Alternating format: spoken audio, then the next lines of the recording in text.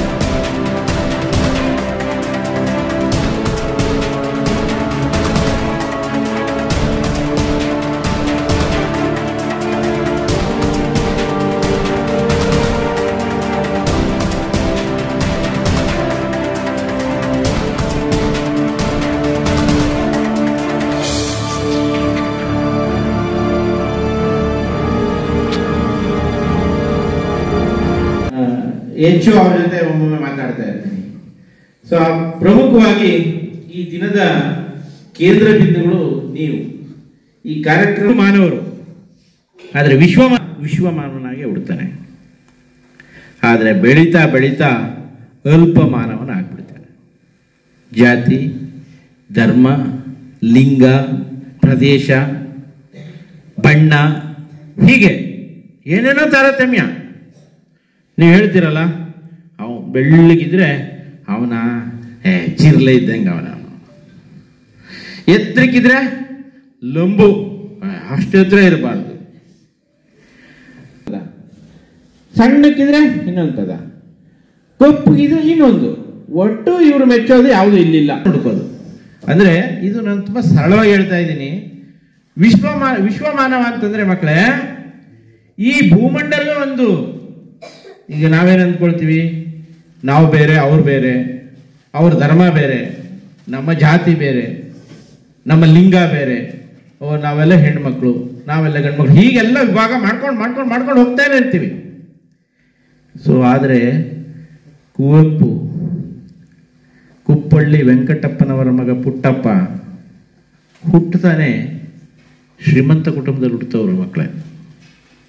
ಆದರೆ ಅವರು ಆಚರಿಸ್ಕೊಂಡಂಥ ಜೀವನ ವಿಧಾನ ಇದೆಯಲ್ಲ, ಅವರ ಜೀವನ ವಿಧಾನ, ಅವರು ತೀರ್ಕೊಂಡಾಗ ನಾನು ಮಾಸ್ಟರ್ ಡಿಗ್ರಿ ಸ್ಟೂಡೆಂಟ್ಸು. ಶೃಂಗೇರಿ ಪುರವಾಸಿನಿ ಶಾರದ ಮಾತೆ ಮಂಗಳದಾತೆ ಸುರ ಸಂಸೇವಿತೆ ಪರಮ ಪುನೀತೆ ಶಾರದ ಮಾತೆ ಜಾಸನ ಹೃದಯ ವಿರಾಜಿತೆ ವಾರಿಜಾಸನ ಹೃದಯ ವಿರಾಜಿತೆ ನಾರದೀ ತುಂಗಾ ತೀರ ವಿಹಾರಿಣಿ ಶೃಂಗೇರಿ ಪುರವಾಸಿನಿ ಆದಿಶಂಕರ ರೂಪಗಳನ್ನು ದಾಟಿ ನಾಮಕೋಟಿಗಳನ್ನು ಮೀಟಿ ಎದೆಯ ಬಿರಿಯೆ ಬಾವದೀಟಿ ಎದೆಯ ಬಿರಿಯೆ ಬಾವದೀಟಿ ಓ ನನ್ನ ಚೇತನ ಆಗು ನೀಯನಿಕೇತನ ಓ ನನ್ನ ಚೇತನ ಆಗು ನೀಯನಿಕೇತನ ಓ ನನ್ನ ಚೇತನ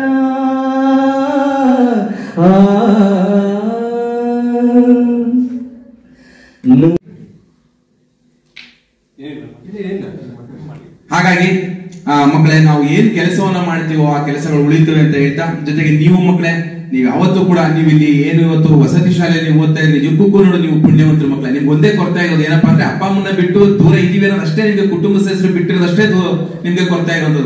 ನಿಮ್ಗೆ ಎಲ್ಲಾ ಸವಲತ್ತುಗಳು ಕೂಡ ವಸತಿ ಶಾಲೆಯಲ್ಲಿ ತುಂಬಾ ಚೆನ್ನಾಗಿ ಆಗ್ತಾ ಇದೆ. ಆ ನಿಟ್ಟಿನಲ್ಲಿ ಕ್ರಿಯಾಶೀಲ ಪ್ರಾಂಶುಪಾಲರು ಮಲ್ಲಿಕಾರ್ಜುನ ಸರ್ ಅವರು ಮತ್ತು ಎಲ್ಲ ಶಿಕ್ಷಕರಿಂದ ನಿಮಗೆ ಉತ್ತಮ ಗುಣಮಟ್ಟದ ಶಿಕ್ಷಣವನ್ನು ಕೂಡ ನೀಡ್ತಾ ಇದ್ದಾರೆ ಮಕ್ಕಳೇ. ನೀವಾದ್ರೂ ಅಷ್ಟೇ, ನಿಮ್ಮ ತಂದೆ ತಾಯಿಗಳು ಏನೋ ಒಂದು ದೂರದೃಷ್ಟಿಯನ್ನು ಇಟ್ಕೊಂಡು ನಿಮ್ಮ ಭವಿಷ್ಯನ ಉಜ್ವಲಗೊಳಿಸುವ ದೃಷ್ಟಿಯಿಂದ ನಿಮ್ಮನ್ನ ಈ ವಸತಿ ಶಾಲೆಗೆ ಕಳಿಸಿದ್ದಾರೆ. ಬಹಳ ದೂರದಿಂದ ನೀವು ಕಲಿಲಿಕ್ಕೆ ಬಂದಿದ್ರಿ ಮಕ್ಕಳೇ. ನೀವು ಕೂಡ ಅಲ್ಲಿ ಕುಳಿತಿರೋ ಮಕ್ಕಳು ನಾಳೆ ದಿನ ಇಲ್ಲಿ ಕುಳಿತುಕೋಬೇಕು, ಮಲ್ಲಿಕಾರ್ಜುನ ಸರ್ ತರ ಆಗ್ಬೇಕು, ತಿಮ್ಮೇಗೌಡ ಸರ್ ತರ ಆಗ್ಬೇಕು, ನಿಮ್ಮ ಶಿಕ್ಷಕರು ಶಿಕ್ಷಕಿಯರ ತರ ನೀವು ಆಗ್ಬೇಕು ಮಕ್ಕಳೇ. ಆ ನಿಟ್ಟಿನಲ್ಲಿ ನೀವು ಚೆನ್ನಾಗಿ ಓದ್ಬೇಕು, ಬರೀಬೇಕು, ನೀವು ಸಮಯ ಪ್ರಜ್ಞೆಯನ್ನ ಬೆಳೆಸ್ಕೋಬೇಕು, ಜೊತೆಗೆ ಇಷ್ಟಪಟ್ಟು ಓದ್ಬೇಕು, ಕಷ್ಟಪಟ್ಟು ಓದಬಾರ್ದು. ನೀವು ಓದೋದು ಅಂದ್ರೆ ಮಕ್ಕಳೇ, ನೀವು ವಯಸ್ಸು ಪೂರ್ತಿ ನೀವೇನು ಓದಲ್ಲ, ನಿಮ್ಮ ಕಾಲೇಜ್ ವಯಸ್ಸು, ನಿಮ್ಮ ವಯಸ್ಸಿನ ಕಾಲು ಭಾಗ ವಯಸ್ಸಷ್ಟೇ, ಕಾಲೇಜ್ ಮುಗಿಯೋರಿಗಷ್ಟೇ ನೀವು ವಿದ್ಯಾಭ್ಯಾಸವನ್ನ ಮಾಡುವಂತದ್ದು. ಇನ್ನು ಮುಕ್ಕಾಲು ವಯಸ್ಸು ನೀವು ಸುಖವಾಗಿರ್ಬೋದು.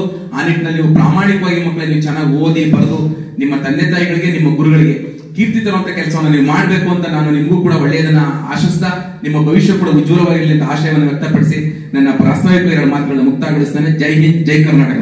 ಮಾಡ್ತಾ ಇದ್ದೀವಿ, 121 ವರ್ಷಗಳ ಜಯಂತಿಯನ್ನು ಆಚರಣೆ ಮಾಡ್ತಾ ಇದ್ದೀವಿ ಅನ್ನುವಂಥ.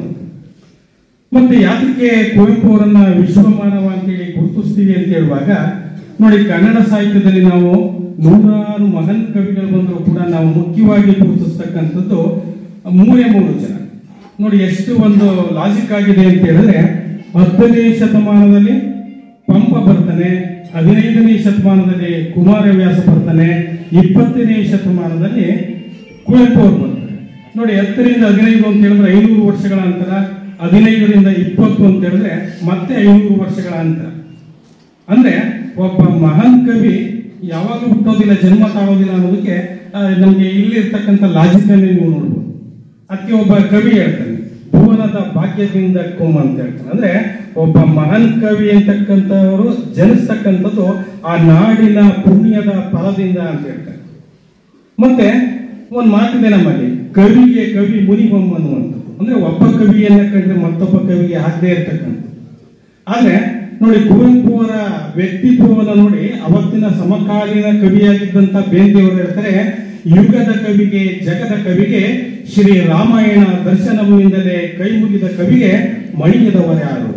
ಅಂದ್ರೆ ಆ ಸಮಕಾಲೀನ ಕವಿಯಿಂದ ಸ್ತುತಿಗೆ ಒಳಗಾಗ್ತಾರೆ ಅಂತ ಹೇಳಿದ್ರೆ ಕುವೆಂಪು ಅವರ ವ್ಯಕ್ತಿತ್ವ ಮತ್ತೆ ಪ್ರತಿಭೆ ಯಾವ ಮಟ್ಟದ್ದು ಅನ್ನುವಂಥದ್ದನ್ನು ನಾವು ಯೋಚನೆ ಮಾಡ್ಬೇಕಾಗಿರ್ತಕ್ಕಂಥ. ಹೋಗಿ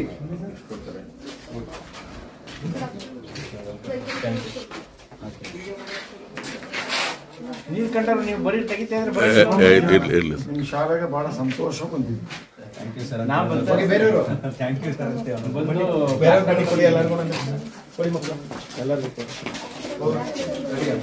ಯಾವ ಕ್ಲಾಸ್ನಾರ ನೀವು?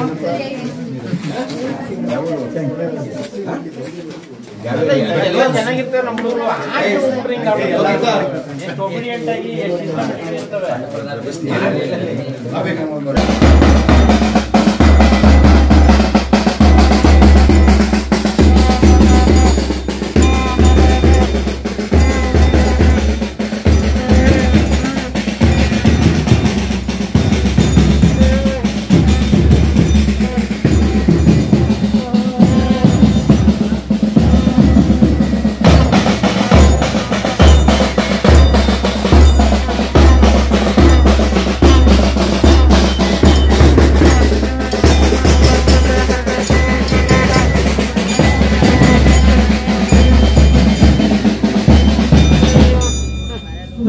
ಒಂದು ಮಾತಿರ್ತಕ್ಕಂಥದ್ದು, ಋಣಾನುಬಂಧ ರೂಪೇಣ ಪಶು ಪತ್ನಿ ಸುತ ಆಲಯ ಅಂತ ಹೇಳಿ ಹೇಳ್ತಾರೆ. ಅಂದ್ರೆ ಋಣ ಅಂತ ಹೇಳಿದ್ರೆ ಯಾವುದೋ ಜನ್ಮದ ಒಂದು ಸಂಬಂಧ, ಸಾಲ ಅಂತ ಹೇಳ್ತೀವಲ್ಲ ಆ ಅರ್ಥದಲ್ಲಿ. ಋಣಾನುಬಂಧ ರೂಪೇಣ ಪಶು ಅಂದ್ರೆ ಯಾವ್ದಾದ್ರು ಪ್ರಾಣಿಗಳು ನಮ್ಮ ಮನೆಗೆ ಬರ್ತವೆ ಅಂತ ಹೇಳಿದ್ರೆ ಯಾವುದೋ ಒಂದು ಜನ್ಮದ ಸಂಬಂಧ ಇರ್ತದೆ ಅನ್ನುವಂಥದ್ದು.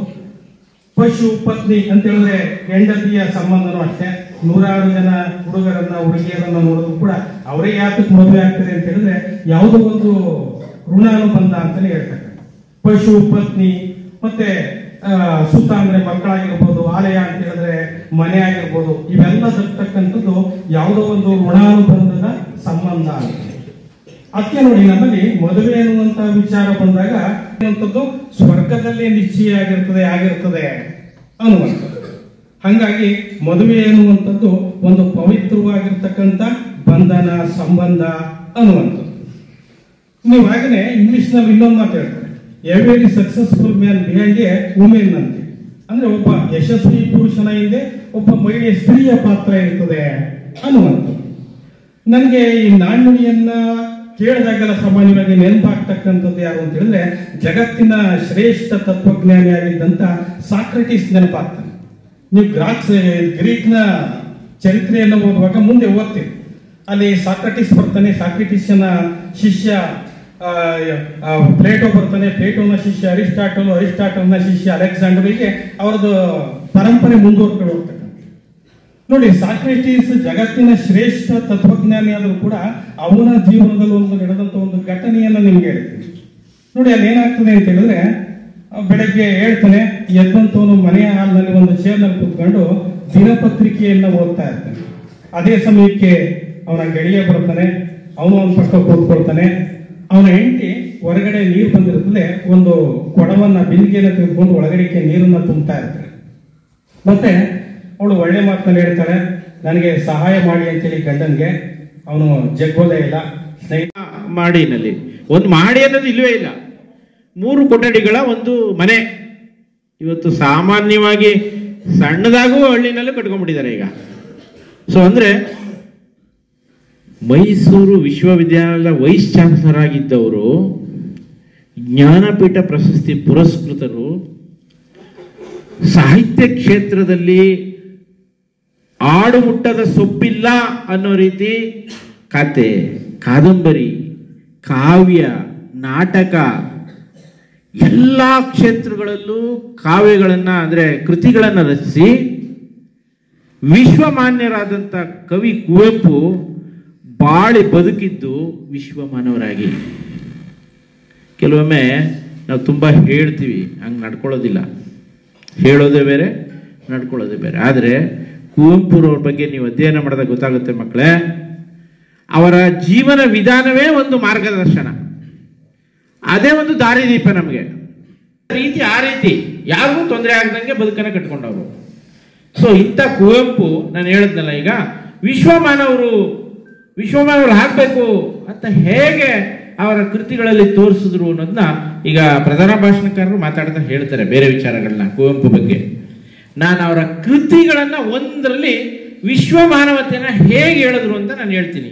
ಇದೊಂದು ಕ್ಲಾಸು ಆಗ್ಬೇಕು. ಈಗ ಹೇಳಿದ್ರಲ್ಲ ಏನಂತ, ಇದೊಂದು ಲರ್ನಿಂಗ್ ಪ್ರೋಸೆಸ್ ಆಗ್ಬೇಕು, ಕಲಿಕಾ ಪ್ರಕ್ರಿಯೆನೂ ಆಗ್ಬೇಕು, ನಿಮ್ಗೆ ತರಗತಿನೂ ಆಗ್ಬೇಕು, ಕವಿ ಕುವೆಂಪುರವರ ಪರಿಚಯನೂ ಆಗ್ಬೇಕು.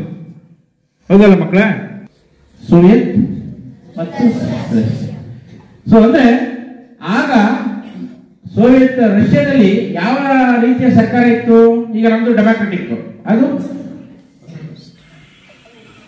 ಯಾವ ರೀತಿಯ ಸರ್ಕಾರ ಓದಿದ್ರಿ ನೀವೆಲ್ಲ? ವಾಕ್ ಸ್ವಾತಂತ್ರ್ಯ ಇದೆ ನಮಗೆ, ಇದೆಯಾ ಇಲ್ವಾ? ಆಸ್ತಿ ಗಳಿಸುವ ಸ್ವಾತಂತ್ರ್ಯ ಇದೆ, ಇದೆಯಾ ಇಲ್ವಾ? ಆದ್ರೆ ಕಮ್ಯುನಿಸ್ಟ್ ರಾಷ್ಟ್ರದಲ್ಲಿ ಎಷ್ಟೋ ಈ ರೀತಿಯ ಸ್ವಾತಂತ್ರ್ಯಗಳು ಇರೋದಿಲ್ಲ, ನಿಬಂಧನೆಗಳಿರ್ತವೆ. ಆಗ ನಮ್ಮ ಪ್ರಜಾಪ್ರಭುತ್ವ ರಾಷ್ಟ್ರ ಎಷ್ಟು ಒಳ್ಳೆಯದು ಮನುಷ್ಯನಿಗೆ ಅನ್ನೋದನ್ನ ಅವರ ಕೃತಿನಲ್ಲಿ ಹೇಳ್ತಾರೆ ಮಕ್ಕಳೇ. ಸುಮ್ಮನೆ ಅದ್ರ ಕಥೆ ಹೇಳ್ತೀನಿ, ಆ ಪದ್ಯ ಹೇಳೋದಿಲ್ಲ ನಿಮ್ಗೆ. ಇಲ್ಲಿಂದ ಒಂದು ಕೋಗಿಲೆ ಹೋಗಿರುತ್ತೆ ಅಲ್ಲಿ, ಎಲ್ಲಿಗೆ? ರಷ್ಯಾ. ಅಲ್ಲೊಂದು ಕೋಗಿಲೆ ಹೇಳುತ್ತೆ, ನಾನೊಂದು ಮೊಟ್ಟೆಯನ್ನ ಕೊಡ್ತೀನಿ, ಇಲ್ಲಿ ನನ್ನ ಮರಿಗಳಿಗೆ ಸ್ವಾತಂತ್ರ್ಯ ಇಲ್ಲ, ನಿನ್ನ ದೇಶದಲ್ಲಿ ತಗೊಂಡೋಗಿ ಮರಿ ಮಾಡಿ ಸಾಕ್ತೀಯ ಅಂತ. ಅಂದ್ರೆ ಅರ್ಥ ಏನು? ಅಲ್ಲಿ ಸ್ವಾತಂತ್ರ್ಯ ಅನ್ನೋದೇ ಇಲ್ಲ. ಸೊ ನಮ್ಮ ದೇಶದಲ್ಲಿ, ಭಾರತದಲ್ಲಿ ಅಂತ ಸ್ವಾತಂತ್ರ್ಯವನ್ನು ನಾವೆಲ್ಲ ಅನುಭವಿಸ್ತಾ ಇದ್ದೀವಿ. ಯಾವತ್ತು ನಮ್ಗೆ ಇರ್ತಕ್ಕಂಥ ಅನುಕೂಲವನ್ನ ನಾವು ಯಾವತ್ತೂ ಅರ್ಥೈಸ್ಕೊಳ್ಳೋದಿಲ್ಲ. ಏನು, ಈಗ ಬೆಳಿಗ್ಗೆ ಕರೆಕ್ಟಾಗಿ ಬೆಲ್ಲ ತಕ್ಷಣ ತಿಂಡಿ ಕೊಡ್ತಾರೆ, ಮಧ್ಯಾಹ್ನ ಕರೆಕ್ಟಾಗಿ ಊಟ ಕೊಡ್ತಾರೆ, ರಾತ್ರಿ ಕೊಡ್ತಾರೆ ಬಿಡುವಂತ. ಆದ್ರೆ ನಾವು ಮನೆಗೆ ಹೋದಾಗ ನಮ್ಮ ಮನೇಲಿ ಎಷ್ಟು ದಿನ ಮೊಟ್ಟೆ ಕೊಡ್ತಾರೆ, ಬಾಳೆಹಣ್ಣು ಕೊಡ್ತಾರೆ ಕರೆಕ್ಟಾಗಿ. ಅಮ್ಮ 1:30 ಆಯ್ತು, ಊಟ ಆಗಿಲ್ಲ ಅಂದ್ರೆ ಸುಮ್ಮನಿರೋ, ಏನು ತಡ ಆಗ್ಬಿಟ್ರೆ ಏನು ಅಂತಾಳ ಅಮ್ಮ, ಹೌದಾ ಅಲ್ವಾ? ಆದ್ರೆ ಇಲ್ಲಿ ಕರೆಕ್ಟಾಗಿ ನೋಡ್ತಾ ಇರ್ತೀವಿ. ಇವತ್ತು ಇನ್ನು 5 ನಿಮಿಷ ಆಯ್ತಲ್ಲ, ಇನ್ನು ಆಗಿವಲ್ಲ ಊಟ ಟೈಮು. ಯಾರಾದ್ರೂ ನಮ್ಮಂತವ್ರ ಅಧಿಕಾರಿಗಳು ಬಂದಾಗ 1-2 ದಿನ ಅಂದ್ರೆ ಇರುವಂತ ಅನುಕೂಲಗಳನ್ನ ನಾವೇನ್ ಮಾಡ್ತೀವಿ? ಅನುಭವಿಸ್ಕೊಂಡು ಅದನ್ನ ಅರ್ಥೈಸ್ಕೊಳ್ಳೋದಿಲ್ಲ, ಬರೀ ಅನುಭವಿಸೋದನ್ನ ಮಾತ್ರ ನೋಡ್ತೀವಿ. ಹೌದಲ್ಲ ಮಕ್ಕಳ? ನಮ್ಮ ದೇಶದಲ್ಲಿ ಆಗಿರೋದು ಅದೇ. ವಾಕ್ ಸ್ವಾತಂತ್ರ್ಯದಲ್ಲಿ ಹೇಳ್ತಾರೆ. ಅಂದ್ರೆ ನಾವು ಎಂತ ಸ್ಥಿತಿಯಲ್ಲಿ ಇದೀವಿ ಅನ್ನೋದನ್ನ ಅವರ ಕೃತಿಗಳಲ್ಲಿ ಹೇಳ್ತಾರೆ. ಇನ್ನೊಂದು ವಿಶ್ವಮಾನವ ಸಂದೇಶ ಸಾರ್ತಕ್ಕಂಥ ಆ ಕೃತಿ, ಆ ಕತೆ ನಿಮ್ಗೆಲ್ಲರಿಗೂ ಗೊತ್ತಿರೋದು. ರಾಮಾಯಣದ ಕತೆ ಕೇಳಿದಿರಲ್ಲ ಮಕ್ಕಳೇ? ಕೇಳಿದಿರಲ್ವಾ? ಕುವೆಂಪು ಯಾವ ಕೃತಿಯನ್ನ ಬರೆದ್ರು ರಾಮಾಯಣದಾಸಿ? Very good, Sri Ramayana. ಮೂಲ ರಾಮಾಯಣ ಬರೆದವರು ಯಾರು? ವಾಲ್ಮೀಕಿ. ಆದ್ರೆ ಕಥೆಯನ್ನ ಎಲ್ಲೂ ತಿರ್ಚಿಲ್ಲ ಕುವೆಂಪು ಅವರು. ತಿರ್ಚೋದು ಅಂದ್ರೆ ವ್ಯತ್ಯಾಸ ಮಾಡಿಲ್ಲ. ಆದ್ರೆ ರಾಮಾಯಣ ದರ್ಶನ ಮಹಾಕಾವ್ಯವನ್ನು ಬರೀತಾರೆ. ಅವರಲ್ಲಿ ದಾರ್ಶನಿಕತೆ ಹೇಗಿತ್ತು, ಮಾನವೀಯತೆ ಹೇಗಿತ್ತು ಅಂದ್ರೆ ಆ ಕೃತಿಯನ್ನ ಬರೆದ ನಂತರ ಬೃಹತ್ ಕೃತಿ ಅದು. ಓದಿ ಸಮಯ ಸಿಕ್ತಾಗ, ಯಾರು ಅಳಗರಡ ಅಂತ ಅಂದ್ಕೋಬೇಡಿ, ಸರಳವಾಗಿ ಓದಿದ್ರೆ ಅರ್ಥ ಆಗುತ್ತೆ. ಸ್ವಲ್ಪ ಸಮಯ ಕೊಡ್ಬೇಕಷ್ಟೇ. ಅಂತ ಬೃಹತ್ ಕೃತಿಯನ್ನ ರಚಿಸಿದಂತ ಕುವೆಂಪು ಎಷ್ಟು ವಿನಮ್ರರಾಗಿದ್ರು, ಎಷ್ಟು ವಿಧೇಯರಾಗಿದ್ರು ಅಂದ್ರೆ, ನೀವೆಲ್ಲ ಇಲ್ಲಿ ತುಂಬಾ ವಿಧೇಯರಾಗಿರ್ತೀರಿ, ಆಚೆ ಹೋದ್ಮೇಲೆ ಹೆಂಗ ಗೊತ್ತಿಲ್ಲ ನಿಮ್ಗೆ. ಎಷ್ಟು ಚೆನ್ನಾಗಿ ಸ್ವಾಗತಿಸ್ತೀರಿ, ಎಷ್ಟು ಚೆನ್ನಾಗಿ ದೂರ ನಿಂತ್ಕೋತೀರಿ, ಎಷ್ಟು ಚೆನ್ನಾಗಿ ದಾರಿ ಬಿಟ್ಕೊಡ್ತೀರಿ. ಹೌದಾ? ಮನೇಲಿ ಹಂಗೆ ಇರ್ತೀರಾ? ಸುಳ್ಳು ಹೇಳ್ಬೇಡಿ. ಯಾರ ಜನ್ಮದಿನದಿಂದ ಆಚರಿಸ್ತೀರಿ ನೀವು? ಶಿಕ್ಷಕರ ದಿನಾಚರಣೆಯನ್ನ, ಸರ್ವಪಲ್ಲಿ ರಾಧಾಕೃಷ್ಣ ಅವರ ಜನ್ಮದಿನವನ್ನ ಶಿಕ್ಷಕ ದಿನಾಚರಣೆ ಅಂತ ಆಚರಿಸ್ತೀರಾ. ಮಕ್ಕಳ ದಿನಾಚರಣೆಯನ್ನ, ಜವಾಹರ್ಲಾಲ್ ನೆಹರೂರವರ ಜನ್ಮದಿನವನ್ನ ಮಕ್ಕಳ ದಿನಾಚರಣೆ ಅಂತ ಆಚರಿಸ್ತೀರಾ. ಮಕ್ಕಳೇ, ಇವತ್ತು ಏನು ಗುಡಿ ಚರ್ಚು ಮಸೀದಿಗಳನ್ನ ಬಿಟ್ಟು ಬನ್ನಿ, ಬನ್ನಿ ಸೋದರರೇ ಅಂತ ಏನು ಕರೆಯನ್ನು ನೀಡಿದ್ರು, ಮತ್ತು ಎಲ್ಲೋ ವಿಶ್ವ ಮಾನವ ಪ್ರಜ್ಞೆಯನ್ನ ಸಾರದಂತ, ಏನು ವಿಶ್ವಮಾನವ ಸಂದೇಶವನ್ನ ಸಾರಿದಂತ ಕುವೆಂಪು ಅವರ ಕೃತಿಗಳನ್ನ ನಾವು ಇವತ್ತು ನೆನಪು ಮಾಡ್ತಾ ಇದ್ದೀವಿ. ಮತ್ತು ತಮ್ಮ ರಾಮಾಯಣ ದರ್ಶನ ಕೃತಿಗೆ ಮೊಟ್ಟ ಮೊದಲ ಜ್ಞಾನಪೀಠ ಪ್ರಶಸ್ತಿಯನ್ನು ದೊರಕಿಸಿಕೊಟ್ಟಂತ ರಸಋಷಿ, ಜಗದ ಕವಿ, ಯುಗದ ಕವಿ ಕುಪ್ಪಳ್ಳಿ ವೆಂಕಟಪ್ಪ ಪುಟ್ಟಪ್ಪ ಅವರ ಜನ್ಮದಿನ ಇವತ್ತು 121ನೇ ಜನ್ಮದಿನ. ಅವರ ಜನ್ಮದಿನವನ್ನ ಘನ ಸರ್ಕಾರ ಕೂಡ ವಿಶ್ವಮಾನವ ದಿನಾಚರಣೆ ಅಂತ ಆಚರಿಸ್ತಾ ಇದೆ ಮಕ್ಕಳೇ. ಅವರು ಪಂಚಮಂತ್ರಗಳನ್ನ ಸಾರಿದ ಮಕ್ಕಳೇ. ಮನುಜಮತ, ವಿಶ್ವಮತ, ಸರ್ವೋದಯ, ಸಮನ್ವಯ, ಪೂರ್ಣ ದೃಷ್ಟಿ ಅಂತ ಆ 5 ಪಂಚಮಂತ್ರಗಳನ್ನ ಸಾರಂತ ಕುವೆಂಪುರವರನ್ನ ಕುರಿತು ಸುದೀರ್ಘವಾಗಿ ತಮಗೆ ತಿಳಿಸಿಕೊಳ್ಳಲಿದ್ದಾರೆ ನಮ್ಮ ಡಾಕ್ಟರ್ ಗಂಗಾಧರ ಶೆಟ್ಟಿ HM ರವರು ಮಕ್ಕಳೇ. ಅವರು ಕುವೆಂಪುರವರ ಒಂದು ಚರಿತ್ರೆ ಬಗ್ಗೆ ನಿಮಗೆ ತಿಳಿಸ್ಕೊಡ್ತಾರೆ ಮಕ್ಕಳೇ. ಸಾಹಿತ್ಯ ನಿಮಗೆ ಪರಿಚಯ ಮಾಡಿಸೋದ್ರ ಜೊತೆಗೆ ಮಕ್ಕಳೇ, ಇದು ಪಾಠದ ಜೊತೆಗೆ ನೀವು ಕಲಿಯುವಂತ ವಿಚಾರ. ಇವತ್ತು ವೇದಿಕೆ ಗಣ್ಯರನ್ನ ಹೆಂಗ್ ಸ್ವಾಗತ ಮಾಡಬೇಕು, ಅವ್ರಿಗೆ ಯಾವ ರೀತಿ ರುಮಾಲ್ಗಳನ್ನ ಹಾಕ್ಬೇಕು, ಗುಲಾಬಿ ಹೂನಿ ಬೆಣ್ಣೆ ಹೆಂಗ್ ಕೊಡ್ಬೇಕು, ಅವ್ರು ಯಾವ ರೀತಿ ಮಾಡ್ಬೇಕು, ಕಾರ್ಯಕ್ರಮವನ್ನು ಯಾವ ರೀತಿ ಸ್ವಾಗತ, ವಂದನಾರ್ಪಣೆ ಮಾಡಿದಾಗ ನೀವುಗಳೇ ನಿರ್ವಹಿಸಿರುವಂತದ್ದು, ನೀವು ಕೂಡ ವೇದಿಕೆನ ಬಳಸ್ಕೊಳ್ಳುವಂತದ್ದು, ಅವನ್ನ ನಿಮಗೆ ತಿಳಿಸ್ಕೊಡುವಂತ ಒಂದು ಕೆಲಸವನ್ನ ತಾಲೂಕು ಕನ್ನಡ ಸಾಹಿತ್ಯ ಪರಿಷತ್ತು ಶಾಲಾ ಕಾಲೇಜುಗಳು ನಿರಂತರವಾಗಿ ಮಾಡ್ಕೊಂಡು ಬರ್ತಾ ಇದೆ. ಅದೇ ರೀತಿ ಇವತ್ತು ಕೂಡ ವಿಶ್ವಮಾನವ ಪ್ರಜ್ಞೆಯನ್ನು ಸಾರುವಂತ ಜ್ಞಾನಪೀಠ ಪ್ರಶಸ್ತಿ ಪುರಸ್ಕೃತರಾದಂತ ಕುವೆಂಪುರವರನ್ನ ಪರಿಚಯ ಮಾಡಿಸುವಂತ ಕಾರ್ಯಕ್ರಮವನ್ನು ತಾಲೂಕು ಕನ್ನಡ ಸಾಹಿತ್ಯ ಪರಿಷತ್ತು ಮಾಡ್ತಾ ಇದ್ದು, ಜೊತೆಗೆ ಅದರೊಂದಿಗೆ 3 ಜನ ಬೇರೆ ಬೇರೆ ಕ್ಷೇತ್ರಗಳಲ್ಲಿ ಸಾಧನೆ ಮಾಡಿದಂತ ಗಣ್ಯಮಾನ್ಯರನ್ನು ಕೂಡ ಗುರುತಿಸಿ ಸನ್ಮಾನಿಸುವ ಕೆಲಸವನ್ನು ಕೂಡ ಇವತ್ತು ತಾಲೂಕು ಕನ್ನಡ ಸಾಹಿತ್ಯ ಪರಿಷತ್ತು ಮಾಡ್ತಾ ಇದೆ. ಶ್ರೀ ನಿಂಗೇಗೌಡರು ಸುಮಾರು 33 ವರ್ಷಗಳ ಕಾಲ ಪ್ರಾಥಮಿಕ ಶಾಲಾ ಶಿಕ್ಷಕರಾಗಿ ಈಗ 80ನೇ ವಯಸ್ಸಿನ ತಲುಪಿ ನಿವೃತ್ತ ಶಿಕ್ಷಕರಾಗಿದ್ರು ಕೂಡ ಇವತ್ತಿಗೂ ನಾನು ಹುಟ್ಟಿದ ಊರು ಹರಿಹರಪುರ ಮತ್ತು ಕುರುನಹಳ್ಳಿ ಸುತ್ತಮುತ್ತಲ ಗ್ರಾಮಗಳಿಗೆ ಒಬ್ಬ ಆದರ್ಶ ವ್ಯಕ್ತಿಯಾಗಿ ಯಾವುದೇ ಶೈಕ್ಷಣಿಕ ಕಾರ್ಯಕ್ರಮಗಳಿಗೆ ಬೆನ್ನೆಲುಬಾಗಿ, ಜೊತೆಗೆ ನಾನು ಅವ್ರ ಶಿಷ್ಯ ಅಂತ ಹೇಳ್ಕೊಳಕ್ಕೆ ನನಗೊಂದು ಹೆಮ್ಮೆ. ನನ್ನ ಗುರುಗಳು ನಿಂಗೇಗೌಡರು, ಅವರನ್ನ ಇವತ್ತು ಸನ್ಮಾನಿಸ್ತಾ ಇರೋದು ನನ್ನ ಜನ್ಮ ಸಾರ್ಥಕತೆಯನ್ನ ಪಡ್ಕೊಂಡಿದೆ ಅಂತ ನಾನು ಕೂಡ ಭಾವಿಸ್ಕೊಳ್ತೀನಿ ಮಕ್ಕಳು. ಜೊತೆಗೆ ನಾವೇನು ನಮ್ಮ ಬದುಕನ್ನ ನಾವು ನಮ್ಮ ಹೆಂಡತಿ, ಮಕ್ಕಳು, ತಂದೆ, ತಾಯಿ ಅಷ್ಟಕ್ಕಷ್ಟೇ ನಾವು ಸೀಮಿತಗೊಳಿಸೋದ್ರ ಜೊತೆಗೆ ಸಾಹಿತ್ಯ, ಸಂಸ್ಕಾರ, ಸಂಸ್ಕೃತಿ, ರಂಗಕಲೆ ಇವನು ಕೂಡ ಬೆಳೆಸಿ ಪೋಷಿಸಬೇಕಾದ್ರೆ ನಮ್ಮೆಲ್ಲರ ಆದ್ಯ ಕರ್ತವ್ಯ ಕೂಡ ಆಗಿದೆ ಮಕ್ಕಳೇ. ನೀವು ಇವತ್ತು ನಾಡಗೀತೆಯನ್ನ ಹಾಡಿದ್ರಿ, ಯಾರು ರಚಿಸಿದ್ದು ಮಕ್ಕಳೇ? ಜೈ ಭಾರತ ಜನನಿಯ ನಾಡಗೀತೆಯನ್ನ ರಚಿಸಿದಂತ ನಾಡಗೀತೆ ಅಂತ ಸಾಹಿತ್ಯವನ್ನ ಕೊಟ್ಟಂತ ಸಾಹಿತ್ಯಾಭಿಮಾನಿಗಳನ್ನ ನಾವು ಗುರುತಿಸ್ತಾ ಇದೀವಿ. ಅದೇ ಇವತ್ತು ಸುಮಾರು 50 ಪೌರಾಣಿಕ ನಾಟಕಗಳನ್ನ, ಆ ಪೌರಾಣಿಕ ನಾಟಕಗಳಲ್ಲಿ ವಿಭಿನ್ನ ಪಾತ್ರಗಳನ್ನ, ಶ್ರೀಕೃಷ್ಣನ ಪಾತ್ರ ಇರ್ಬೋದು, ಅಭಿಮನ್ಯುವಿನ ಪಾತ್ರ ಇರ್ಬೋದು, ಧರ್ಮರಾಯನ ಪಾತ್ರ ಇರ್ಬೋದು, ಆ ರಂಗಕಲೆನ ಉಸಿರಾಗಿಸಿಕೊಂಡಿರುವಂತವ್ರು ನಮ್ಮೂರಿನವ್ರು ಅವರು ಕೂಡ HV ಮಹಾದೇವೇಗೌಡರು, ಅವರನ್ನು ಕೂಡ ಸನ್ಮಾನಿಸುವಂತ ಸದಾವಕಾಶವನ್ನು ತಲುಪಿಸುತ್ತೆ. ಮತ್ತೊಬ್ರು ತಾವು ಉದ್ಯಮಿಗಳಾಗಿದ್ರು ಕೂಡ, ವ್ಯಾಪಾರ ಕ್ಷೇತ್ರದಲ್ಲಿ ತೊಡಗಿಸ್ಕೊಂಡಿದ್ರು ಕೂಡ, ಕಿಕ್ಕೇರಿ ಹೋಬಳಿನಲ್ಲಿ ಆಗ್ಲಿ, ಕೇರ್ಪೇಟೆ ತಾಲೂಕಿನಲ್ಲಿ ಆಗ್ಲಿ, ಯಾವುದೇ ಸಾಹಿತ್ಯದ ಕಾರ್ಯಕ್ರಮಗಳಲ್ಲಿ, ಶಿಕ್ಷಣದ ಶಾಲಾ ಕಾಲೇಜುಗಳಲ್ಲಿ ಯಾವುದೇ ಕಾರ್ಯಕ್ರಮಗಳನ್ನ ಆಯೋಜನೆ ಮಾಡ್ಕೊಳ್ಳಿ, ಅವರು ತಾವು ಬೆನ್ನೆಲುಬಾಗಿ ನಮ್ಮ ಸಹಕಾರ ಇದೆ ಸರ್ ಅಂತೇಳಿ ಸದಾಕಾಲ ಸಮಾಜಮುಖಿಯಾಗಿ ತೊಡಗಿಸ್ಕೊಂಡು, ಯಾಕೆಂದ್ರೆ ನಾವಷ್ಟೇ, ನಾನು ಹೇಳಿದ್ನಲ್ಲ, ನಾವಷ್ಟೇ ನಮ್ಮ ಸ್ವಾರ್ಥದ ಜೀವನ ಮಾಡೋದಕ್ಕಿಂತ ನಿಸ್ವಾರ್ಥವಾಗಿ ಸಮಾಜಕ್ಕೆ ಏನಾದ್ರು ಒಂದು ಕೊಡುಗೆನ ಕೊಡಬೇಕು. ಆ ನಿಟ್ಟಿನಲ್ಲಿ ಕಡೆಂಬಿ ಗ್ರಾಮದ KR ವೆಂಕಟೇಶ್ ಅವರು ಸಮಾಜ ಸೇವೆ ಮುಖಾಂತರ ತಮ್ಮನ್ನ ಗುರುತಿಸಿಕೊಂಡಿದ್ದಾರೆ. ಅವರನ್ನು ಕೂಡ ಗೌರವಿಸುವಂತ ಕೆಲಸವನ್ನ ತಾಲೂಕು ಕನ್ನಡ ಸಾಹಿತ್ಯ ಪರಿಷತ್ತು ಮಾಡ್ತಾ ಇದೆ. ಯಾವಾಗಲೂ ಎಲೆಮರೆಕಾಯಿ ಅಂತ ಇರುವಂತ ವಿವಿಧ ಕ್ಷೇತ್ರದ ಗಣ್ಯರನ್ನ ಗುರುತಿಸಿ ಅವರನ್ನ ಸನ್ಮಾನಿಸಿ ಅಭಿನಂದಿಸಿದಾಗ ಅವ್ರಿಗೂ ಕೂಡ ಮತ್ತಷ್ಟು ಹೌದು, ನಾನು ಏನೋ ಒಂದು ಈ ಸಮಾಜಕ್ಕೆ ಸೇವೆ ಸಲ್ಲಿಸಿದ್ದು ಸಾರ್ಥಕತೆ ಆಯ್ತು ಅನ್ನೋ ಒಂದು ಸಾರ್ಥಕ ಮನೋಭಾವದಲ್ಲಿ ಮೂಡುತ್ತೆ. ಆ ಕಾರಣಕ್ಕಾಗಿ ಅಂತ ಕಾರ್ಯಕ್ರಮಗಳು ಕೂಡ ತಾಲೂಕು ಕನ್ನಡ ಸಾಹಿತ್ಯ ಪರಿಷತ್ತು ಮಾಡ್ತಾ ಇದೆ. ಹೇಳಿಲ್ಲ ನನ್ನ ಮಕ್ಕಳನ್ನ, ಯಾಕೆ ನೋಡಿದ್ರೆ ಅಂತ ಕೇಳ್ತಾ ಇದ್ದೀನಿ, ಓದಿರೋ ಚಾನ್ಸಸ್ ಇಲ್ಲ. ಯಾಕಂದ್ರೆ ಪಾಪ ನಾವು 1ನೇ ತರಗತಿಯಿಂದ ಬರೀ ಟೆಕ್ಸ್ಟ್ ಬುಕ್ ಕೊಟ್ಟಿವಿ ಅವ್ರಿಗೆ, ಅಲ್ವಾ? ಇನ್ನು ಈ ತರ ಪುಸ್ತಕ ಓದೋದು ನೀವು PUC ಓದ್ಬೇಕು, ಹೌದಲ್ಲ ಮಕ್ಕಳ? ನೋಡಿದ್ರೆ ಸತ್ಯ ಹೇಳ್ತಾರೆ. ಆ 2 ಕಾದಂಬರಿಗಳ ಮಕ್ಕಳೇ, ಮಲಗಳಲ್ಲಿ ಮದುಮಗಳು ಒಂದು ಸರಿ ಇಟ್ಕೊಂಡ್ರೆ ಎಲ್ಲೋಗಿದೀವಿ ಅಂತ ಗೊತ್ತಾಗೋದಿಲ್ಲ. ಅಂದ್ರೆ ಅಷ್ಟು ಪಾತ್ರಗಳು ಬರ್ತವೆ. ಅದು ದೊಡ್ಡ ಕೃತಿ. ಅದು ಪಾತ್ರಗಳು ಎಷ್ಟು ಬರ್ತವೆ ಅಂತಂದ್ರೆ ನೆನ್ಪಿಟ್ಕೊಳಕ್ಕೆ ಆಗೋದಿಲ್ಲ. ಮತ್ತೆ ಹೆಸರುಗಳೆಲ್ಲ ಮಲ್ನಾಡು, ಐತ, ಪಿಂಚಲು, ನಾಯಿಗುತ್ತಿ, ಇದೆಲ್ಲ ನೌನ್. ನಾನು ಹೇಳ್ತಾ ಇರೋದು ನೌನ್ ಅಂದ್ರೆ ಗೊತ್ತಲ್ಲ, ಹೆಸರು. ಚಂದ್ರು, ತಿಮ್ಮೇಗೌಡರು, ಮಲ್ಲಿಕಾರ್ಜುನು, ಪೂರ್ಣಚಂದ್ರ, ಧರ್ಮಪ್ಪ ಹೆಸರು ಇದೆಯಲ್ವಾ?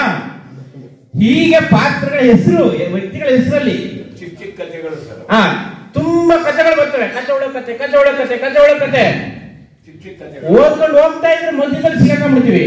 ಅಂದ್ರೆ ಹಿಂದಕ್ಕೆಲ್ಲೋದ ಎಷ್ಟು ಪಾತ್ರಗಳು ಗೊತ್ತೇ ಆಗೋದಿಲ್ಲ. ಸೊ ಇಂಥ ಕೃತಿ ಬರೆದಂತ ಪುಟ್ಟಪ್ಪ ಒಂದು ಮಹಾಕಾವ್ಯ ಬರಿ ಅಂತ ಪ್ರೇರಣೆ ಕೊಡಿದರೆ, ಅದಕ್ಕೆ ಬರೆದ ನಂತರ ಗುರುಗಳಿಗೆ ವಂದಿಸತಕ್ಕಂಥ ರೀತಿ ಕುವೆಂಪು ಅವರದು ನಮ್ಗೆಲ್ರಿಗೂ ಒಂದು ಸಂದೇಶ ಅಲ್ವಾ ಅದು? ಹೌದಾ ಅಲ್ವಾ? ಎಸ್. ಅಲ್ಲಿಂದ ಮುಂದೆ ಹೋಗ್ತಾರೆ. ರಾಮಾಯಣದ ಕಥೆ ನಿಮ್ಗೆಲ್ಲ ಗೊತ್ತಿದೆ ಮಕ್ಕಳೇ. ರಾಮಾಯಣ ಅಂದ್ರೆ ಶ್ರೀರಾಮ, ಆಮೇಲೆ ಸೀತೆ, ಆಮೇಲೆ ರಾಮ ಅಂದ ತಕ್ಷಣ ರಾವಣ. ಒಂದು ಪಾಸಿಟಿವ್ ಒಂದು ನೆಗೆಟಿವ್ ಒಟ್ಟಾದ್ರಿ ಅಲ್ವಾ? ಶ್ರೀರಾಮನ ತಂದೆ ಹೆಸರೇನು? ದಶರಥ. ದಶರಥನಿಗೆ ಎಷ್ಟು ಜನ ಹೆಂಡತಿಯರು? ಹೆಸರು ಹೇಳ್ಬಹುದಾ ಯಾರಾದ್ರೂ? ಹೇಳು.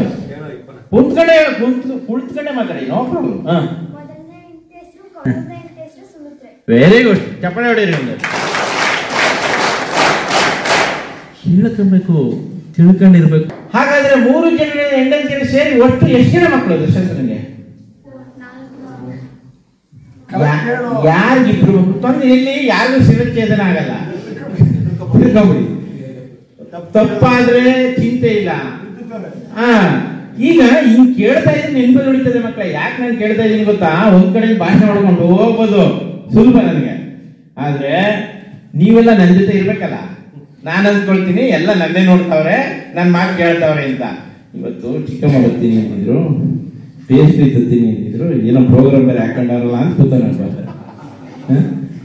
ಪೇಸ್ಟ್ರಿ ನೆನ್ಸ್ಕೊಂಡು ಕೂತವನೆ. ಹಂಗೆ ಅಂದ್ರೆ ಇನ್ನು ಸಮಥಿಂಗ್ ಏನೇನೋ ಇರ್ತದೆ ನಿಮ್ಮ ಮನಸ್ಸಲ್ಲಿ, ಅದೆಲ್ಲ ಬಿಟ್ಟು ನನ್ನ ಜೊತೆ ಇರ್ಬೇಕಲ್ಲ. ಹೌದಲ್ಲ ಮಕ್ಕಳ? ಎಸ್. ಎಷ್ಟೇ ದೊಡ್ಡ ವ್ಯಕ್ತಿಗಳನ್ನು ರೂಢಿಸ್ಕೊಳ್ತೀರಾ? ನೋಡೋಣ. ಕುವೆಂಪು ರೂಢಿಸ್ಕೊಂಡಿದ್ರು. ಯಾಕಂದ್ರೆ ವಿನಯ ವಿದ್ಯೆ ಭೂಷಣ ಅಂತ. ವಿನಯ ಇದ್ರೇನೆ ಆ ವಿದ್ಯೆಗೆ ಅರ್ಥ. ಅಂತ ಬೃಹತ್ ಕೃತಿಯನ್ನ ಬರೆದಂತ ಕುವೆಂಪು ಗುರುಗಳಾದ ವೆಂಕಣ್ಣಯ್ಯರ ಹತ್ರ ನಿಮ್ಮನ್ನ ಕೇಳ್ಬೇಕಾಯ್ತು. ನಾನು ಹೇಳ್ಬಿಟ್ಟು ನನ್ನ ಹೆಸರ ಇದು ಮುಗಿಸಿ ತಂದಿ ಈ ಬೃಹತ್ ಗಾನಮ ನಿಮ್ಮ ಸೀರಿಯಡಿಗೊಪ್ಪಿಸಲ್ಕೆ ಓ ಪ್ರಿಯ ಗುರುವೇ ಅಂತ ಹೇಳ್ತಾರೆ. ಅವರ ಕಾವ್ಯದ ಮೊದಲ ಸಾಲುಗಳು ಇದೋ ಮುಗಿಸಿ ತಂದಿಯನ್ ಈ ಬೃಹತ್ ಗಾನಮ ನಿಮ್ಮ ಸಿರಿಯಡಿಗೊಪ್ಪಿಸಲ್ಕೆ ಓ ಪ್ರಿಯ ಗುರುವೇ. ವೆಂಕಣ್ಣಯ್ಯವರು ಇವರಿಗೆ ಗುರುಗಳಾಗಿದ್ರು. ಗುರುಗಳನ್ನ ಶಿಷ್ಯ ಮೀರಿಸ್ಬೇಕು ಯಾವಾಗಲೂ. ದ್ರೋಣರನ್ನ ಮೀರಿಸಿದವ್ರು ಯಾರು ಬಿಲ್ವಿದ್ಯೆನಲ್ಲಿ? ಅರ್ಜುನ. ಹೌದಲ್ವಾ? ಆಗ್ಲೇ ಗುರುಗೆ ಸಂತೋಷ. ಈಗ ಒಂದು ಮಾತು ಹೇಳಿದ್ರು, ನೀವೆಲ್ಲ ಇಲ್ಲಿ ಕುಳಿತಿರೋ ರೀತಿ ದೊಡ್ಡ ವ್ಯಕ್ತಿ, ಇದಕ್ಕಿಂತ ದೊಡ್ಡ ವ್ಯಕ್ತಿಗಳಾಗಿ ಆಯ್ತಲ್ಲ. ನಿಮಗೆ ಸಿಕ್ಕ ಅವಕಾಶ ನಮ್ಗೆ ಯಾರಿಗೂ ಸಿಕ್ಕಿಲ್ಲ. ನಿಮಗೆ ಸಿಕ್ಕ ಅವಕಾಶ ಚಂದ್ರು ಸರ್ ಕೇಳಿ, ನಿಮ್ ಚಂದ್ರು ಸರ್ ಅವ್ರು ಹೆಂಗ್ ಓದಿದ್ರು ಅಂತ. ಮಧ್ಯಾಹ್ನ ಊಟ ಆಯ್ತಾ ಚಂದ್ರವ್ರ? ಹಾಗಲಕಾಯಿ ಬೇವಿನ ಕಾಯಿನೂ ಇಲ್ಲ, ಕಹಿನೂ ಇಲ್ಲ ತಿನ್ನಕ್ಕೆ. ಸೊ ಇವರ್ ಲಕ್ಕಿ, ತುಂಬಾ ಅದೃಷ್ಟವಂತರು. ನಾನು ಇದನ್ನ ಹೇಳಿದ್ದೀನಿ, ಇಡೀ ರಾಜ್ಯದಲ್ಲಿ ಎಷ್ಟು ಮೊರಾರ್ಜಿ ಶಾಲೆಗಳಿದ್ದಾವೆ. ಈಗ ನಮ್ಮ ತಾಲೂಕನ್ನೇ ಎಕ್ಸಾಂಪಲ್ ತಗೊಂಡ್ರೆ ಸುಮಾರು 23,450 ಮಕ್ಕಳಿದ್ದಾರೆ ನಮ್ಮ ತಾಲೂಕಲ್ಲಿ ಟೋಟಲ್ 1ರಿಂದ 10ನೇ ತರಗತಿ. ನಿಮ್ ಶಾಲೆಯಲ್ಲಿ ಎಷ್ಟಿದ್ರಿ ಮಕ್ಕಳೇ? ಆ 23,000 ಮಕ್ಕಳಿಗೆ ಸಿಗದೇ ಇರೋ ಸವಲತ್ತು ನಿಮಗೆ ಸಿಗ್ತಾ ಇದೆ. ಹೌದಾ ಅಲ್ಲ? ಹೌದು ಅಲ್ಲ? ನೀವು ಅದೃಷ್ಟವಂತರು, ದೊಡ್ಡ ವ್ಯಕ್ತಿಗಳಾಗಲೇಬೇಕು. ಅದು ಅವ್ರು ಹೇಳಿದ್ರಲ್ಲ, ನಮ್ಮಂತ ಆಗ್ಬೇಡಿ, ಇನ್ನೂ ಎತ್ತರಕ್ಕೆ ಬೆಳಿ. ಸೊ ಯಾವ ರೀತಿ ಎತ್ತರಕ್ಕೆ ಬೆಳಿಬೇಕು? ವಿನಯದ ಜೊತೆ ಬೆಳಿಬೇಕು. ಕುವೆಂಪು ಅಂತಹ ರಾಮಾಯಣ ದರ್ಶನವನ್ನ ಕೆಲವರಿಗೆ ಓದ್ಲಿಕ್ಕೆ ಆಗೋದಿಲ್ಲ ಅನ್ನೋಂಥ ಮಹಾಕಾವ್ಯ. ಅಂದ್ರೆ ಕಾವ್ಯಗಳ ಕಥೆ ಮುಗೀತು. ಪಂಪ ಭಾರತ, ರನ್ನ, ಅವರ ಪೊನ್ನ, ಜನ್ನ, ಕುಮಾರವ್ಯಾಸ ಇವರೆಲ್ಲ ಬರೆದ್ರು ಮಹಾಕಾವ್ಯಗಳನ್ನ. ಈ ಆಧುನಿಕ ಕಾಲದಲ್ಲಿ ಯಾರು ಬರೀಲಿಕ್ಕೆ ಆಗೋದೇ ಇಲ್ಲ ಅನ್ನೋ ಸ್ಥಿತಿಲಿದ್ದಾಗ ಕವಿ ಕುವೆಂಪು ಅದ್ಭುತ ಬರೀತಾರೆ ರಾಮಾಯಣ ದರ್ಶನವನ್ನ. ಅಂತ ಮಹಾನ್ ಕವಿ, ಜ್ಞಾನಪೀಠ ಪ್ರಶಸ್ತ ಕೃತಿ ವಿಜೇತ ಕವಿ ಗುರುಗಳಿಗೆ ಹೇಳ್ತಕ್ಕಂಥ ವಿಧಾನ ಇದು ನಮಗೆ ಮಾದರಿ ಅಲ್ವಾ ಮಕ್ಕಳೇ? ಕಲಿಸಿದ ಗುರುಗಳಿಗೆ ವಂದಿಸೋದು ಅದು ನಮ್ಮ ವಿದ್ಯೆಯನ್ನು ತೋರಿಸೋದಿಲ್ವಾ? ನಾವು ಕಲಿತ ವಿದ್ಯೆಯನ್ನು ತೋರಿಸುತ್ತಾ ಇಲ್ಲ. ಆ ಬ್ರಾಹ್ಮಣ ದರ್ಶನ ಮಹಾಕಾವ್ಯ ಪ್ರಾರಂಭ ಆಗೋದೇ ಈ ಶಾಲೆಗಳಿಂದ. ಏನ್ ಹೇಳಿದೆ? ಇದೋ ಮುಗಿಸಿ ತಂದಿಯನ್ ಈ ಬೃಹತ್. ಅಂದ್ರೆ ಗುರುಗಳು ಹೇಳಿದ್ರು, ನೀನು ಎಲ್ಲ ಬರದೆ ಪುಟ್ಟಪ್ಪ ಅಂತ. ಕುಪ್ಪಳ್ಳಿ ಮಗ ಪುಟ್ಟಪ್ಪ ಗುರುಗಳು ಹೇಳಿದಂತೆ ಎಲ್ಲ ನಾಟಕ ಬರೆದಿದ್ಯಾ, ಎರಡು ಒಳ್ಳೆ ಕಾದಂಬರಿಗಳು. ಅವರು ಪ್ರಸಿದ್ಧ ಕಾದಂಬರಿಗಳು ಕಾನೂರು ಸುಬ್ಬಮ್ಮ ಹೆಗ್ಗಡತಿ, ಆಮೇಲೆ ಮಲೆಗಳಲ್ಲಿ ಮದುಮಗಳು, ನಿರ್ದಿಗಂತವಾಗಿ ಮೇರಿ ಓ ನನ್ನ ಚೇತನ ಆಗು ನೀ ಅನಿಕೇತನ ಓ ನನ್ನ ಚೇತನ ಆಗು ನೀ ಅನಿಕೇತನ ಆಗು ನೀ ಅನಿಕೇತನ ಎಲ್ಲಿಯೂ ನಿಲ್ಲದಿರು ಮನೆಯನೆಂದು ಕಟ್ಟದಿರು ಎಲ್ಲಿಯೂ ನಿಲ್ಲದಿರು ಮನೆಯನೆಂದು ಕಟ್ಟದಿರು ಕೊನೆಯನೆಂದು ಮುಟ್ಟದಿರು ಕೊನೆಯನೆಂದು ಮುಟ್ಟದಿರು ಓ ಅನಂತವಾಗಿರು ಓ ಅನಂತವಾಗಿರು ಓ ನನ್ನ ಚೇತನ ಆಗು ನೀ ಅನಿಕೇತನ ಓ ನನ್ನ ಚೇತನ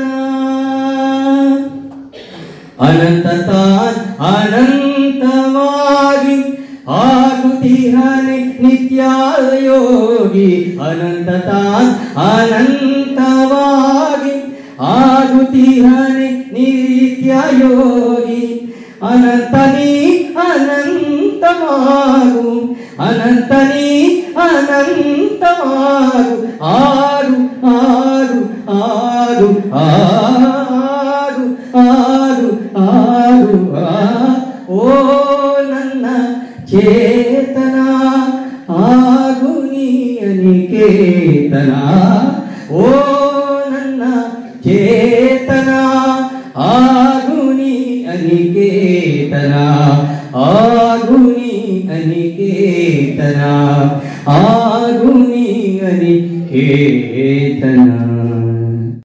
ಕೊನೆಗೆ ಏನ್ ಮಾಡ್ತಾಳೆ, ಆ ನೀರಿನ ಬಿಂದಿಗೆಯನ್ನು ತಂದು ದಡಾರ್ನೆ ಆ ಸಾಕ್ರಟೀಸ್ನ ತಲೆಯ ಮೇಲೆ ಸೂರು ಬಿಡ್ತಾಳೆ. ಆಗ ಅವನ ಸ್ನೇಹಿತ ಕೇಳ್ತಾನೆ, ಏನು ಸಾಕ್ರಟೀಸ್ ಇದು ಅಂತೇಳಿ. ಆಗ ಸಾಕ್ರಟೀಸ್ ಎಷ್ಟು ಪ್ರಶಾಂತವಾಗಿ ಶಾಂತತೆಯಿಂದ ಹೇಳ್ತಾನೆ ಅಂತ ಹೇಳಿದ್ರೆ, ಗಾಳಿ, ಗುಡುಗು, ಸಿಡಿಲು, ಮಳೆ ಇವೆಲ್ಲ ಬಂದ್ಮೇಲೆ ಮಳೆ ಸುರಿಲೇಬೇಕಲ್ವೇ ಅಂತ ಹೇಳ್ತಾನೆ. ಅಂದ್ರೆ ಆ ಸಾಕ್ರಟೀಸ್ ನಲ್ಲಿ ಇದ್ದಂತ ತಾಳ್ಮೆ ಇತ್ತು ನೋಡಿ. ಕೊನೆಗೆ ಅವನೊಂದು ಮಾತು ಹೇಳ್ತಾನೆ, ಈ ಸಂಸಾರ ಅನ್ನುವಂಥದ್ದು ಹೇಗೆ ಅಂತ ಹೇಳುವಾಗ ಅವನು ಹೇಳ್ತಾನೆ ನೋಡಿ, ಹೆಂಡತಿ ಒಳ್ಳೆಯವಳಾದ್ರೆ ಗಂಡ ಸುಖ ಪಡ್ತಾನೆ, ಅದೇ ಹೆಂಡತಿ ಕೆಟ್ಟವಳಾದ್ರೆ ಅವನು ತತ್ವಜ್ಞಾನಿ ಆಗ್ತಾನೆ ಅಂತ ಹೇಳ್ತಾನೆ. ಈಗ ನಿಮಗೆ ಗೊತ್ತಿರ್ಬೇಕು ಸಾಕ್ರಟೀಸ್ ಯಾತಕ್ಕೆ ತತ್ವಜ್ಞಾನಿ ಆದ ಅನ್ನುವಂಥದ್ದು. ನೋಡಿ ಹಂಗೆ ಏನಾಗ್ತದೆ ಅಂತ ಹೇಳಿದ್ರೆ, ದಾಂಪತ್ಯ ಜೀವನ ಅಂತ ಹೇಳುವಾಗ ಹೀಗೆಲ್ಲ ಇರ್ತದೆ. ನಾನೀಗ ಹೇಳಿದ್ನಲ್ಲ, ಋಣಾನುಬಂಧ ರೂಪೇಣ ಪಶುಪತಿ ಸುತ ಆಲಯ ಅಂತ, ಇದು ಹಿಂದಿನ ಕತೆ ಆಯ್ತು. ಆದ್ರೆ ಈಗ ಕೆಲವರು ಹೇಳ್ತಾರೆ ಪ್ರಸ್ತುತದಲ್ಲಿ ಏನು ಅಂತ ಹೇಳಿದ್ರೆ, ಈ ಜನ್ಮದಲ್ಲಿ ಗಂಡ ಹೆಂಡತಿರು ಯಾರಾಗ್ತಾರೆ ಅಂತ ಹೇಳಿದ್ರೆ, ಹಿಂದಿನ ಜನ್ಮದಲ್ಲಿ ಯಾರು ಶತ್ರುಗಳಾಗಿರ್ತಾರೋ ಅವರು ಈ ಜನ್ಮದಲ್ಲಿ ಗಂಡ ಹೆಂಡತಿರಾಗ್ತಾರೆ ಅನ್ನುವಂಥದ್ದು. ನೋಡಿ ಕೆಲವು ಮನೆಗಳಲ್ಲಿ ಗಂಡನ್ ಕಂಡ್ರೆ ಹೆಂಡತಿಗಾಗಲ್ಲ, ಹೆಂಡತಿ ಕಂಡ್ರೆ ಗಂಡನ್ಗಾಗಲ್ಲ. ಕುಂತ್ರೆ ತಪ್ಪು, ನಿಂತ್ರೆ ತಪ್ಪು, ಅವಳ ಮೇಲೆ ಇವನ್ಗೆ ಅನುಮಾನ, ಇವಳಿಗೆ ಅವನ ಮೇಲೆ ಅನುಮಾನ. ಹಂಗಾಗಿ ಹಿಂದಿನ ಜನ್ಮದಲ್ಲಿ ಯಾರು ಶತ್ರುಗಳಾಗಿರ್ತಾರೋ ಅವರು ಈ ಜನ್ಮದಲ್ಲಿ ಗಂಡ ಹೆಂಡತಿರಾಗ್ತಾರೆ ಅನ್ನುವಂಥದ್ದು. ಹಂಗಾಗಿ ಇವತ್ತು ನಾವೇನು ಆದರ್ಶ ದಂಪತಿಗಳು ಅಂತ ಹೇಳ್ತೀವೋ, ಇಂಥ ಕುಟುಂಬಗಳನ್ನ, ಇಂಥ ಗಂಡ ಹೆಂಡತಿಯರನ್ನ ಹುಡುಕ್ತಕ್ಕಂಥದ್ದು ಬಹಳ ಕಷ್ಟ. ಇಲ್ವೇ ಇಲ್ಲ ಅಂತಲ್ಲ, ಹುಡುಕ್ತಕ್ಕಂಥದ್ದು ಬಹಳ ಕಷ್ಟ.